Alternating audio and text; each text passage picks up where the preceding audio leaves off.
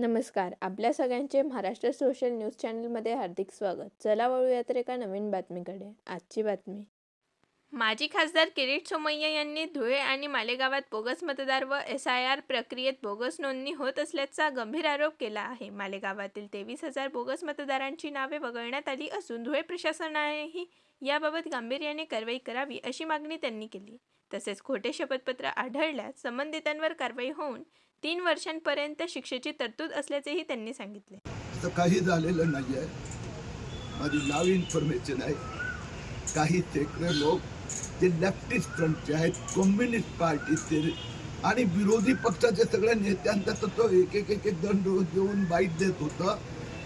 तर विपक्षांना अर्थात अधिकार आहे, त्याबद्दल काही नाही आहे.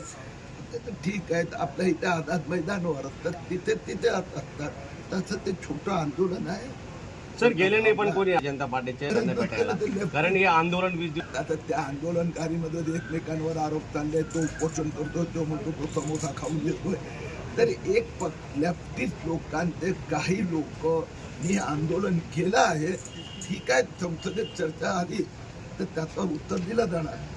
पण पाहिलं होतं लोकसभा आणि विधानसभा निवडणुकीत वोट जिहाद ही चळवळ धर्मांध मुस्लिम बांगलादेशी मुस्लिम चालवली.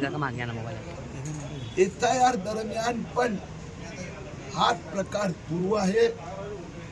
मशिदीत बसून बोगस फॉर्म भरवले जात आहे. आम्ही निवडणूक आयुक्त दिल्ली यांना मालेगावची 27,000ची यादी दिली होती आणि धुळे विधानसभेचे 23,000 असं ज्याला म्हणतात ना फेक संस्थात्मक घुसखोर बांगलादेशी मतदारांची यादी दिली होती. माझी आता मालेगावला अधिकाऱ्यांची भेट झाली. 23,555 नावं कमी करण्यात आली.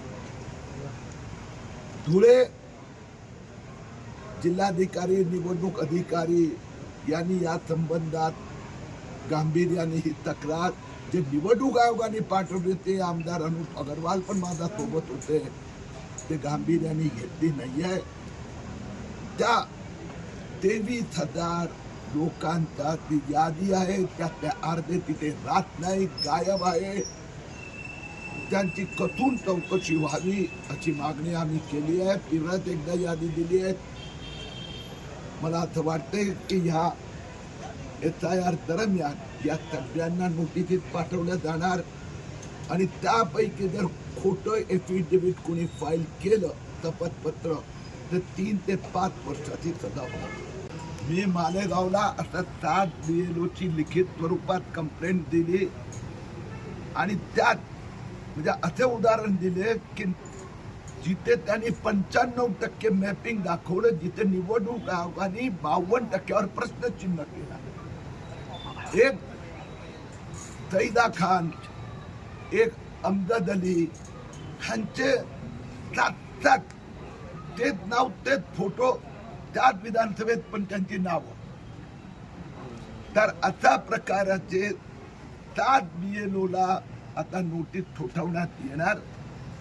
मी मुंबईचं उदाहरण देतो, जे गरीब नगर बांद्रा टर्मिनस डिमोलिशन झालं, तिथला BLOनी तिथल्या 23 ते 25 मतदारांचं मॅपिंग करून मान्यता दिली होती.